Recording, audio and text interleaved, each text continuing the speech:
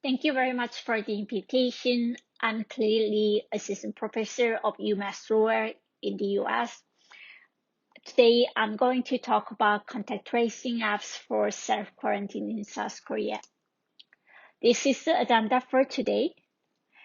And I'd like to mention that before we start, this research is based on the following publication that I just published in Online Information Review 2020.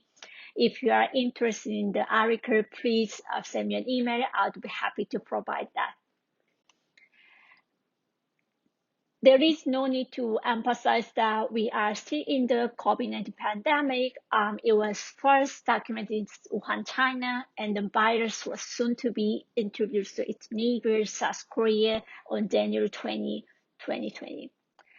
This country, one of the earliest countries to initiate a national pandemic response to COVID-19 with fairly substantial measures at the individual, societal, and government level, is an interesting example of a rapid response to disease in the global south. This is the trend of COVID-19 in the country. As you can see from last June, last July, the number of cases of COVID-19 in the country is rather growing. And as of now, the Korean Peninsula, the South Korea in particular, have almost 250,000 individuals were contacted with COVID-19.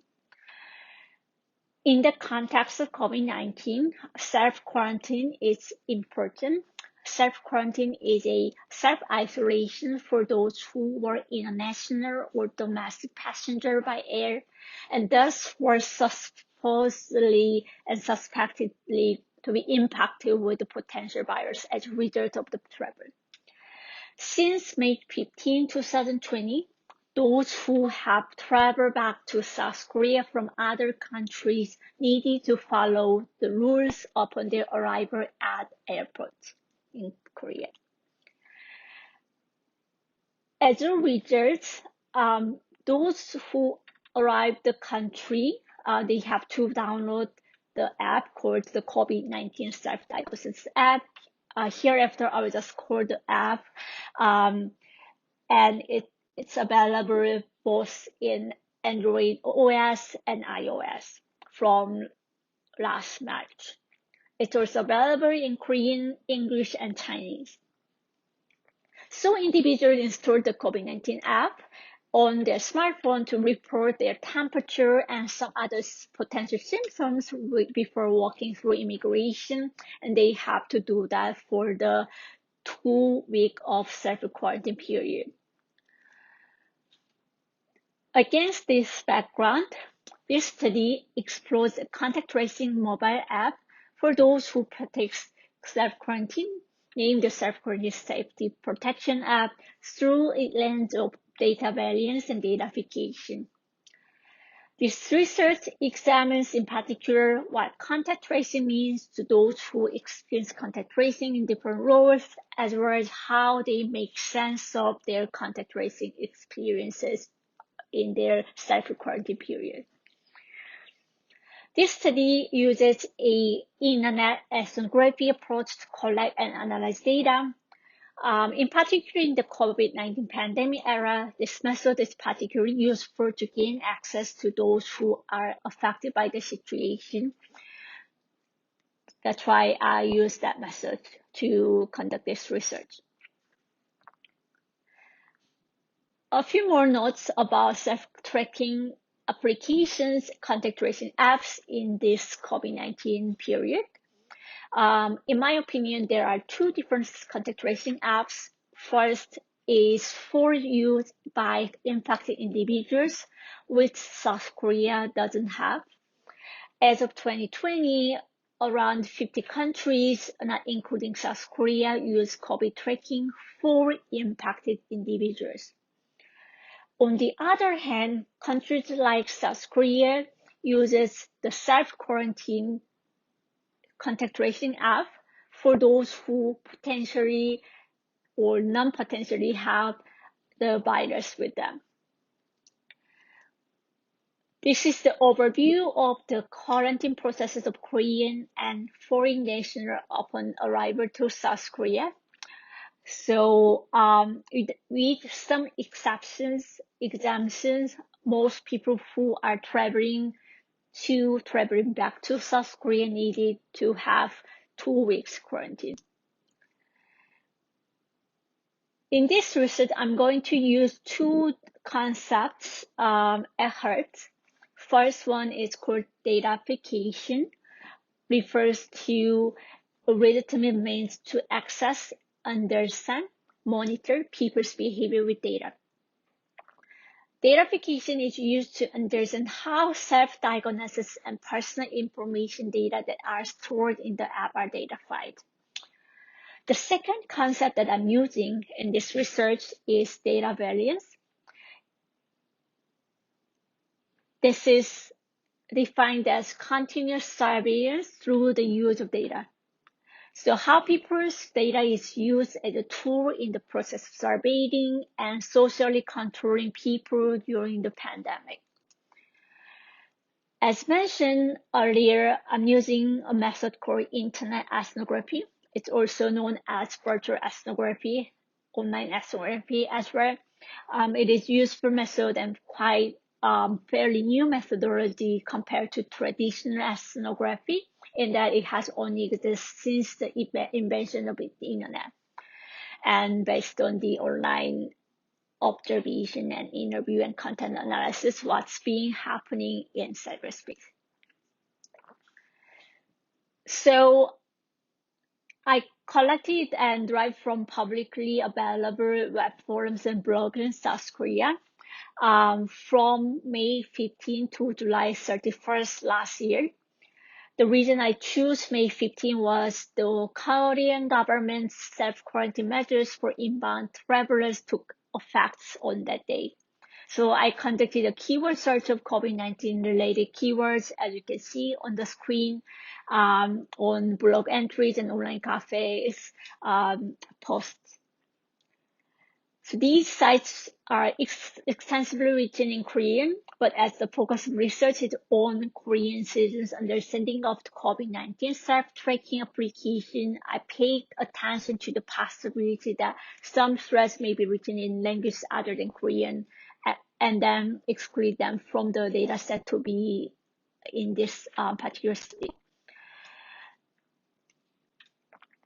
So I use qualitative software called NVivo to analyze data after saving all the data into Excel file. I use both manual and web crawling, and then this research was exempted from IRB in my institution. To go to results, due to time constraint, I will not be able to walk you through every details of my research, but I'm going to highlight some of the key things that I think relevant in this forum. So self-quarantine Koreans experience what the self-protection COVID-19 application. In terms of datafication of self-quarantined information, this blog, Jiyoung, mentioned that, who came back to South Korea on July 2nd, 2020. She wrote, the app is mandatory for those who return to Korea. I have to diagnose my health at 10 a.m. and 7 p.m. and save the information in the lab. My information during this period captured in the app, it's like a diary. She didn't mention this as a critical or bad measure of the government is doing. However, she emphasized that she knows that her information can be a data. This is a snapshot of what kind of information they have to put in the first place to be entered in the app system. I'm going to focus more on data values in different aspects. So data application and data values are related to two different mechanisms for the self-protection COVID-19 app. However, some self-quarantined Koreans' public opinions show disagreement and tension in places where data variance was noticed. The snapshot here is users' agreement on personal and location tracking information. In order for you to be in the system, which you don't have any other choice. You have to say yes to all these checkbox in terms of your personal information and location. That's the first one. Second, if you don't do that, if you are not following this self-quarantine rules, you may be in trouble. And then the third one is like agree to the use and collect of information of your personal things and location that is set in the first. So some people observe the process and being in the system of the app as passive data variance in terms of collecting personal data. By default, the user must enter their personal information into the app, and is within the bounds of this internet ethnography study. Almost no one seemed to care. No one seriously attempt to withhold their personal information from the app. This blogger commented, as our first step, I need to put all the information here. I do not feel comfortable about this, but what can I do? I came back to my country from abroad, so there is no way out. If I don't do this, police might target me.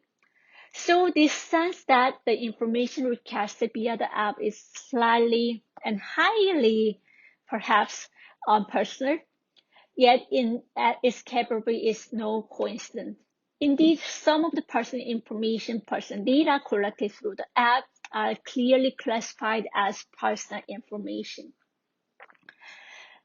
In this regard, I'd like to note that there is a law called the Korean Personal Information Protection Act, which started from 2014.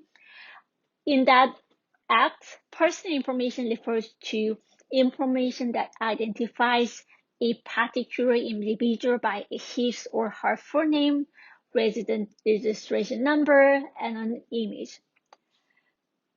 So in reality, available personal information become public data via datafied application, like in my study. In doing so, the application and the government become agents of dataveillance. Another thing that I want to mention here is that dataveillance might be happen via and with health data. This is the screenshot of one of the blog entry that I studied was about the temperature check. The original data was here on the left-hand side, which was in Korean, and I translated into English, as you can see here. So the text was from the contact tracer, who is a government official designated to this particular person, who have to follow the self-quarantine for 2 weeks. He or she mentioned that the temperature check should be done at 10 a.m. at p.m. In this case, the results should be keyed into the app. Please do not choose the time randomly arbitrary. And the person said yes, replied to this yes. This means that the person who are in quarantine didn't put the temperature information into the app during the time period that the person has to do. Therefore, she or he got notification, got text from this contact tracer. So the contact tracer was observing and surveilling and perhaps controlling the behavior of the self-quarantined people by using this kind of data in the app. And then data variance via the application GPS is also happening because, as you can remember, as per the user agreement, you have to say yes to the location data to be collected, right? That's why how the people, the government officials does know that the self-quarantine people are not in the home or place where they should be or not. So the feature talks about and indicates whereabouts about the self-quarantined person recently was and is currently located at, reminding users of importance of the GPS function of the app. This screenshot shows that verify location. Please verify your location because there was no motion of your cell phone was detected within a certain period of time. It was reported to your contact tracer government official, so which means that it considers you didn't follow the rules very well. So this person got a call from the contact tracers that where you are because she happened to sleep and didn't really check her phone, but it got informed as a false alarm that is she is not at home. So when the application has a notification of untraceable GPS location, that's also a problem for the self-quarantine people as well as the contact tracer because the information has to be there and they have to be in the place where they should be. So in this research, I'd like to show how self-reporting applications function as a multifaceted technology in the COVID-19 era by using internet data. Datafication is used to understand how self-diagnosis and personal information are stored in the app are datafied, whereas dataveillance is a mechanism of how people's data are used as a tool of and process of surveying the self-quarantine during the pandemic. There are two actors. The core actor is obviously the self-quarantine people who become increasingly familiar with how the app works, what implication the app might have for their data and lives. The other actor is the contact tracers who are government officials.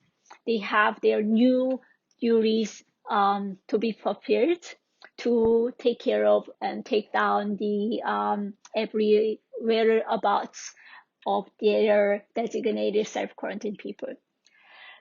So by doing so, they are doing data balance with the self-quarantine people because they need to make sure, the contact tracers, they need to make sure the self-quarantined in their areas are observing the guidelines. So the data provided the self-quarantines can be potentially stored and can be potentially used for other things that needs to be taken into account from the perspective of privacy infringement.